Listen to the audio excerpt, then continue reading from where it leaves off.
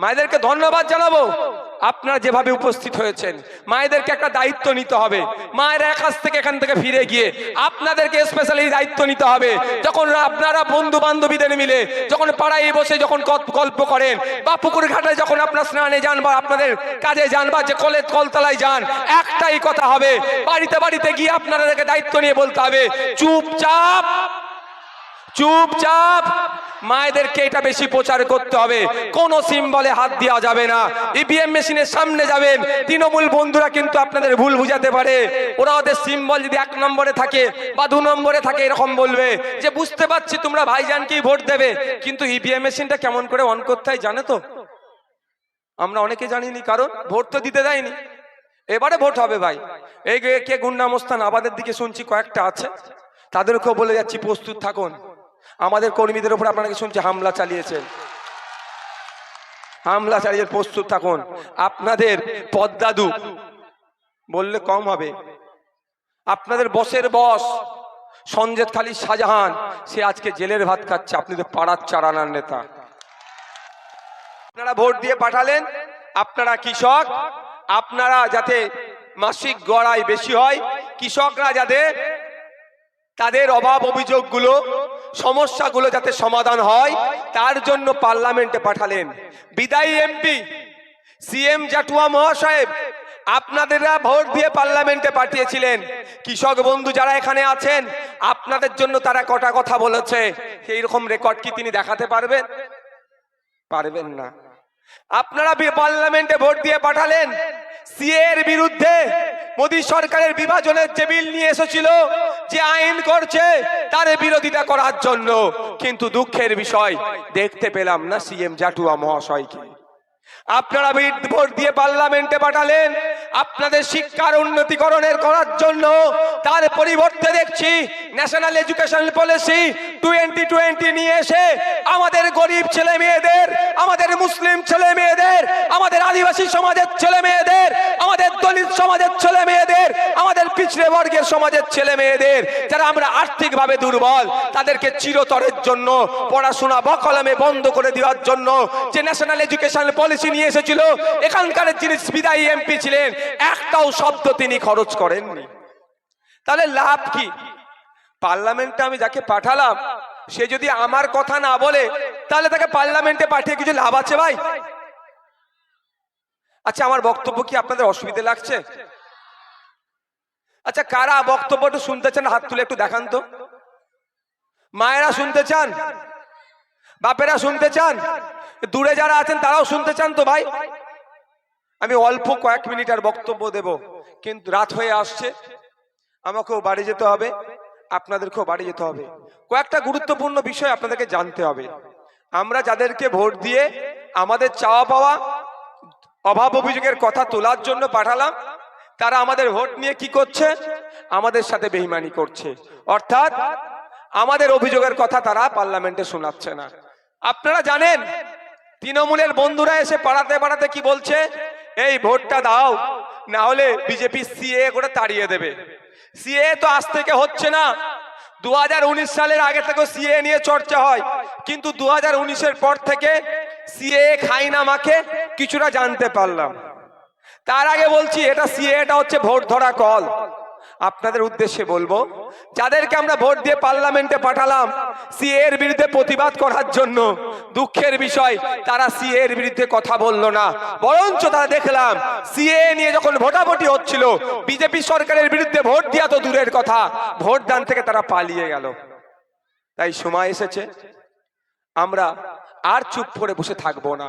অনেক হয়েছে, আমাদের কথা বলার জন্য আমরা অনেককে পাঠালাম, ইতিপূর্বে 17 বার পাঠালাম পার্লামেন্টে, আমাদের কথা শুনতে পেলাম না।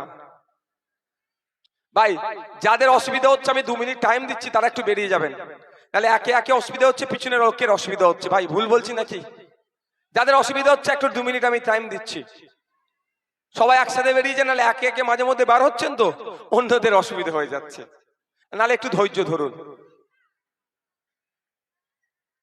আমরা কৃষক বন্ধু যারা আছে, কৃষকদের স্বার্থে, কৃষকদের যাতে মাসিক গড়াই বাড়ে, কৃষকদের সারের যে কালোবাজারি হচ্ছে সেটা যাতে রোধ হয়, মাস গেলে কৃষকদের পরিবারের একটু আর্থিকভাবে বেশি উপার্জন যাতে করতে পারে, কৃষকদের মুখে যাতে হাসি ফুটে, সেই জন্য আমরা কৃষকরা কাকে ভোট দিলাম?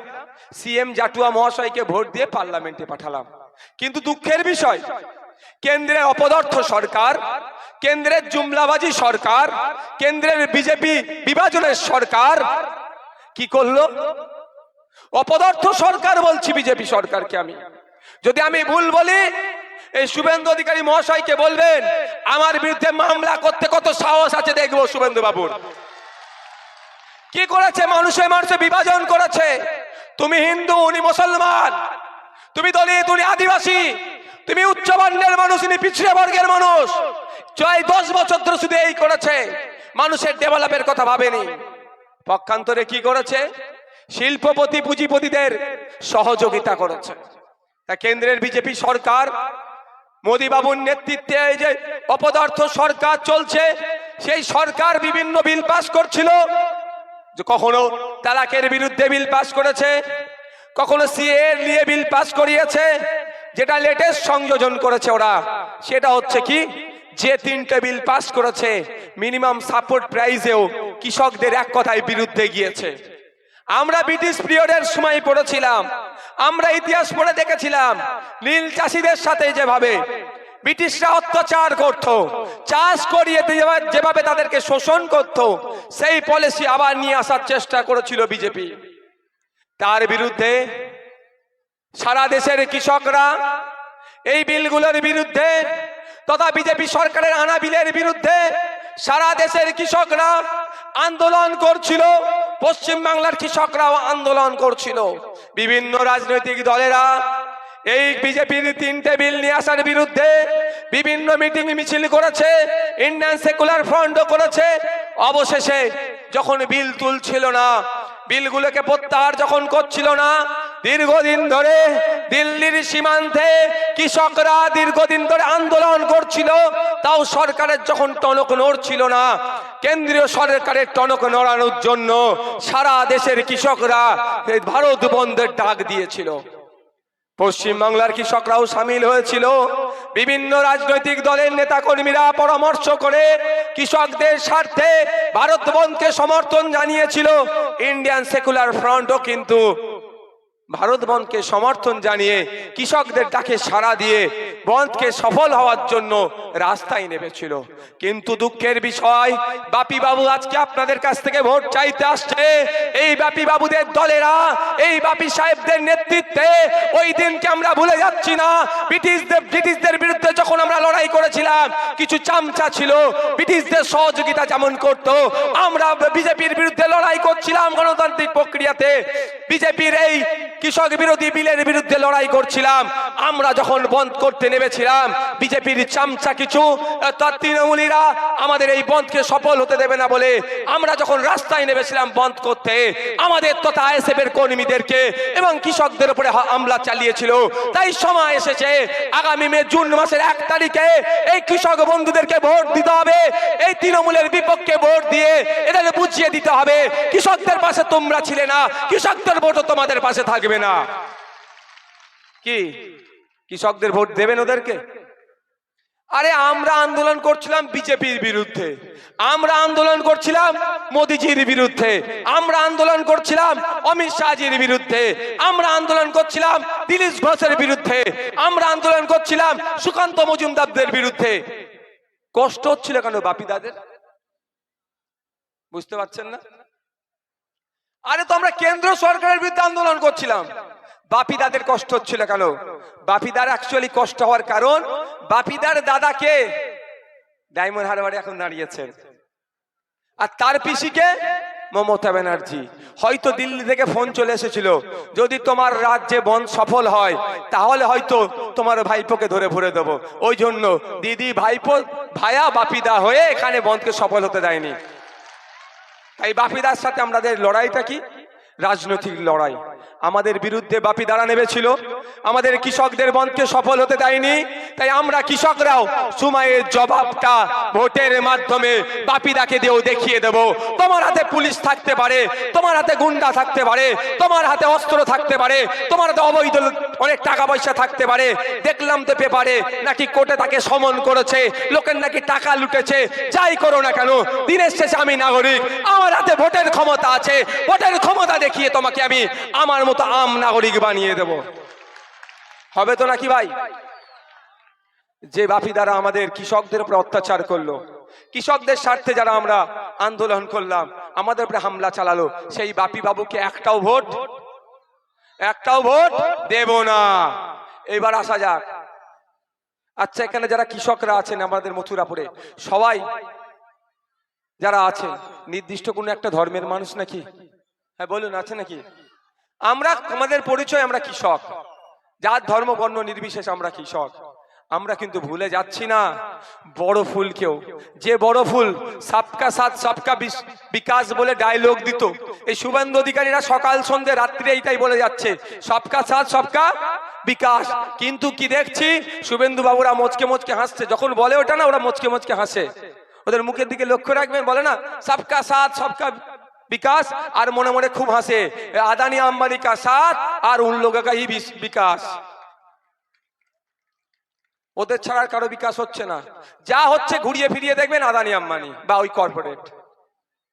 এই আদানি আম্বানি বা কর্পোরেটদের সুবিধা করার জন্য যে বিলটা নিয়ে এসেছিল কৃষকদের হবে জুন মাসের 1 তারিখে, কোনো ফুলের দিকে তাকানোর দরকার নাই, বড় ফুল বিল নিয়ে এসেছিল। আর আমরা যারা বিরোধী করছিলাম, জোড়া ফুল আমাদের বিরোধিতা করছিল। তাই সময় এসেছে বড় ফুলকেও প্রত্যাখ্যান করার, জোড়া ফুলকেও প্রত্যাখ্যান করার। দুটো ফুলকে রিজেক্ট করতে হবে। আর যে ফুল রিজেক্ট হয়ে যাবে সেই ফুলকে যদি বেশি দিন রেখে দিই, ও ফুল পচবে, ওর থেকে পোকা জন্মাবে, ওই পোকা থেকে আমাদের স্বাস্থ্যের অবনতি হবে। আমরা ওই ফুলকে রাখবো না। ওই দুটো ফুলকে রিজেক্ট করে আমরা কোথায় ফেলবো? সার গাদাই ফেলে দেবো। ও ফুলকে রাখবো না। আমরা কি রাখবো? খামকে নিয়ে আসবো, আগামীর বার্তা নিয়ে আসবে, চাকরির বার্তা নিয়ে আসবে, কৃষকের মাসিক গড় আয় টাকা খামের মধ্যে দিয়ে আসবে। মা 5 মাস গেলে যাতে 5,000 7,000 ইনকাম করবে, খামের মধ্যে মাটাতে টাকা পায়, তার ব্যবস্থা করবে খাম। 500 টাকা মায়ের হাতে দিয়ে, 1000 টাকা তো মা, 1200 টাকা তো মায়ের হাতে দিয়ে দিচ্ছে। কিন্তু মায়ের সন্তানটা যখন বা মা যখন চিকিৎসা করাতে যাচ্ছে, কোথায় যেতে হচ্ছে? ভাগ্য যদি খুব ভালো থাকে ডায়মন্ড হারবারে গিয়ে হয়তো বেড পেতে পারে, আর যদি একটু খারাপ হয় কোথায় যাবে? কলকাতায় ছুটতে হচ্ছে। ওখানে গিয়ে মায়েরাও বেড পাচ্ছে না, বাপেরাও বেড পাচ্ছে না। ফলে আমাদের এমার্জেন্সি হয়ে যায়, কি করতে হয় তখন? বেসরকারি হসপিটালে নিয়ে যেতে হচ্ছে। 10,000 15,000 20,000 বিল হয়ে যাচ্ছে। আর মাস গেলে, বছর গেলে খুব বেশি হলে 12,000 হাতে ধরাচ্ছে। আর বকলমে আমার কাছ থেকে কত টাকা লুটে নিচ্ছে, এটা ভাবতে হবে মায়েদেরকে।